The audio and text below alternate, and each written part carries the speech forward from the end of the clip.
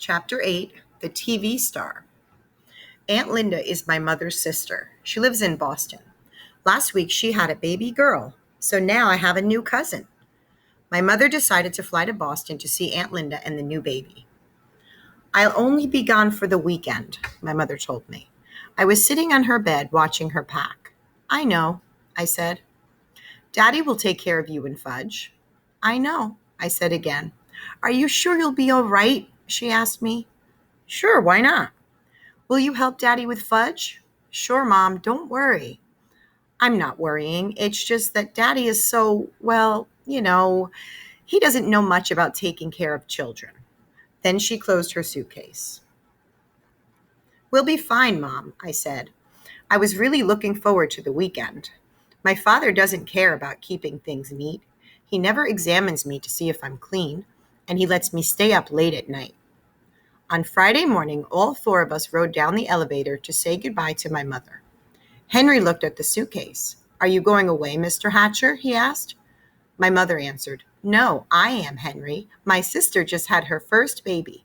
I'm flying to Boston for the weekend to help out. New baby, Fudge said. Baby, baby, baby. Nobody paid any attention to him. Sometimes my brother just talks to hear the sound of his own voice. Have a nice visit, Mrs. Hatcher, Henry told my mother when we reached the lobby. Thank you, Henry, my mother said. Keep an eye on my family for me. Will do, Mrs. Hatcher, Henry said, giving my father a wink. Outside, my father hailed a taxi. He put the suitcase in first, then held the door for my mother. When she was settled in the cab, my father said, Don't worry about us. We'll be just fine. Just fine, Mommy, Fudgy yelled. Bye, Mom. See you Sunday, I said. My mother blew kisses. Then her cab drove away. My father sighed while Fudge jumped up and down, calling, Bye, Mommy. Bye, bye, bye. I had no school that day. The teachers were at a special meeting, so my father said he'd take me and Fudge to the office with him. My father's office is in a huge building made almost of all glass. It's really a busy place. You never see people just sitting quietly at desks. Everyone's always rushing around. A person could get lost in there. My father has a private office and his own secretary. Her name is Janet, and she's very pretty. I especially like her hair. It's thick and black. She has the longest eyelashes I've ever seen. Once I heard my mother say, Janet must have to get up at the crack of dawn to put on her face. My mother just laughed when my mother said that. Janet's seen me before, but this was her first meeting with Fudge. I was glad his hair was finally growing back. I explained right off about his teeth. He'll look a lot better when he's older, I said. He knocked out his front too, but when he's 6 or 7, he'll get new ones. See, Fudge said, opening his mouth. All gone. My father said, Janet, the boys are going to be here for the morning. Can you amuse them while I clear up some work? Certainly, Mr. Hatcher, Janet said. You go ahead into your office and I'll take the boys on tour of the rest of the agency. As soon as my father went into his private office, Janet took out her pocketbook. She reached in and came up with a hairbrush, some lipstick, and a bag of crackers. Want some? She asked me and Fudge.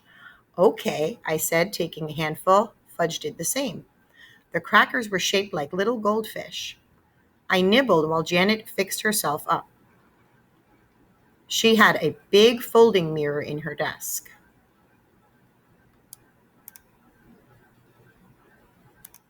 She set it on top of her desk and went to work on herself. When she was finished, she looked exactly the same as when we came in. But I guess she didn't think so because she said, That's much better. And then she put all of her stuff away and took me by one hand and Fudge by the other. We walked down the long hall through the doorway and into another section of the agency. We came to a room where there were a bunch of kids with mothers. I guess there were at least 50 of them. Most of the kids were kind of small, like Fudge. Some were crying. Is this a nursery school or what? I asked Janet. She laughed. They're here to try out for the new toddle bike commercial. You mean they all want to be the kid who rides on the toddle bike on TV? Yes, at least their mothers want them to be picked, Janet said, but we can only use one.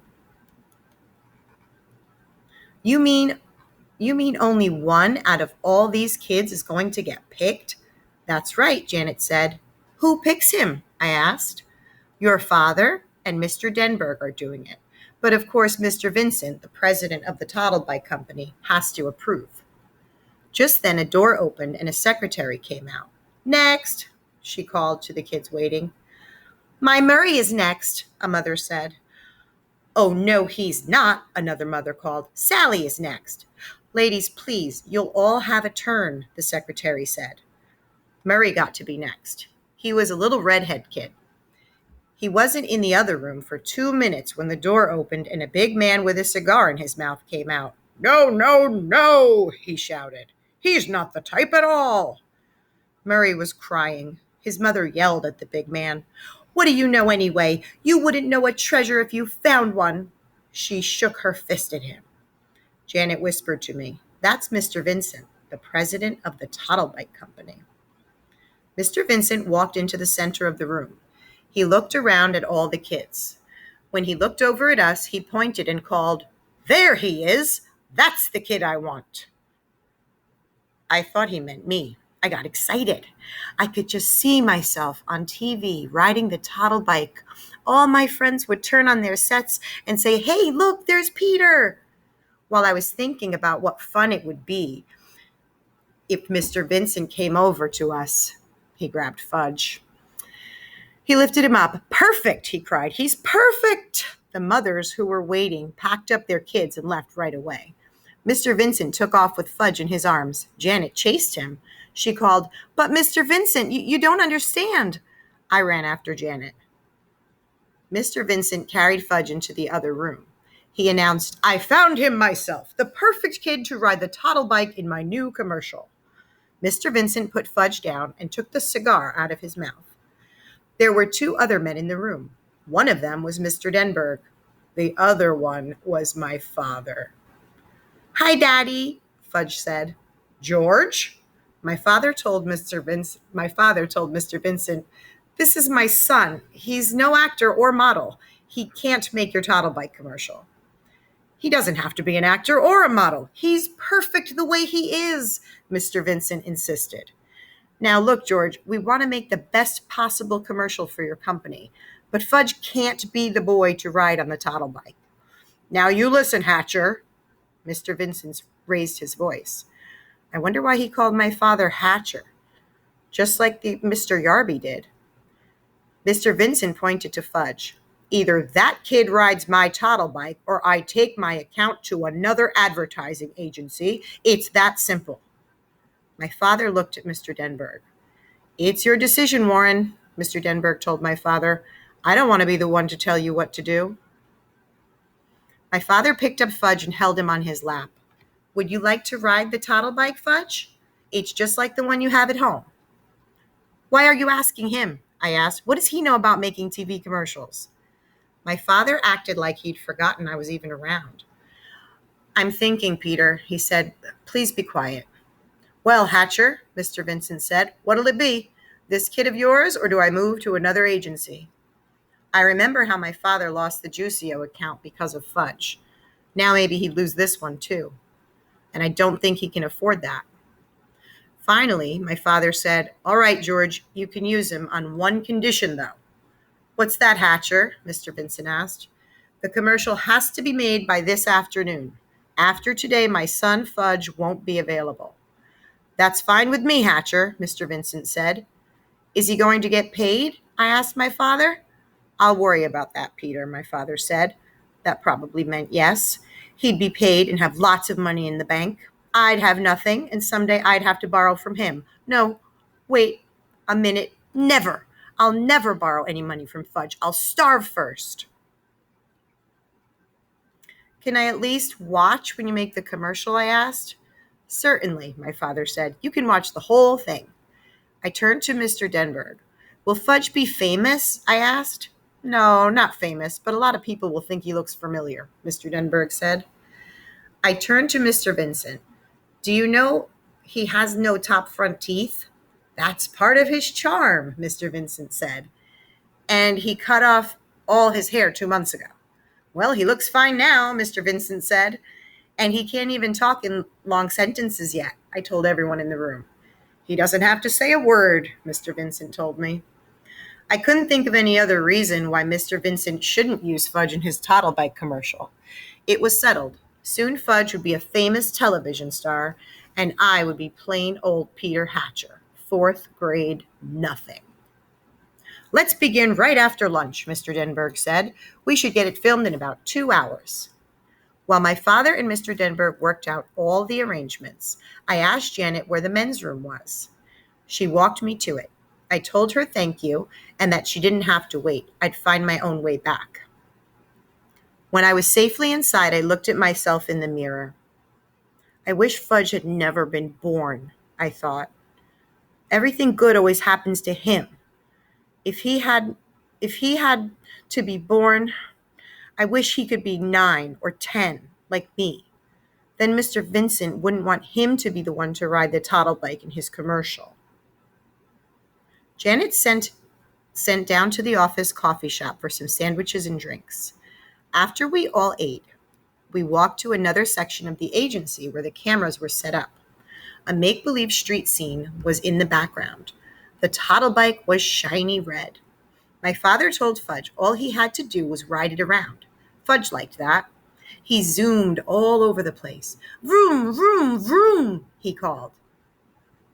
My father, Mr. Vincent, and Janet sat on folding chairs and watched the action. I sat on the floor at my father's side. Mr. Denberg was the director. He said, "Okay, Fudge, we're ready to begin now. You ride the toddle bike where I tell you to, and I'll take a picture of you doing it, all right?" "No," Fudge said. "What does he mean, Hatcher?" Mr. Vincent asked. "Why did he say no?" My father groaned. "Oh, look, George, using Fudge was your idea, not mine." Mr. Denberg tried again. "Okay, Fudge, this is it." The cameraman said, "Start riding this way. Ready, set, go." Fudge sat there on the toddle bike, but he wouldn't pedal.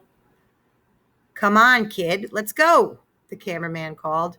"No, don't want to," Fudge answered. "What's with this kid, Mr. Hatcher?" the cameraman asked. "Fudge," my father said, "do what the nice man tells you to do." "No, I don't have to."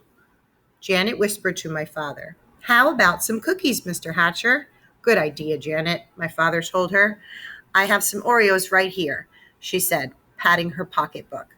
"Shall I give them to him?" "One at a time," my father said.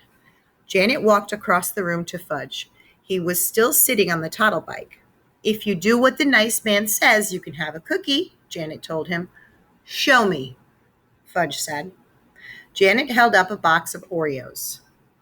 She was really well prepared, I thought. She must eat all day long. With the crackers shaped like goldfish and the whole box of Oreos, too? I wonder what else she had in that pocketbook. "Give me," Fudge said.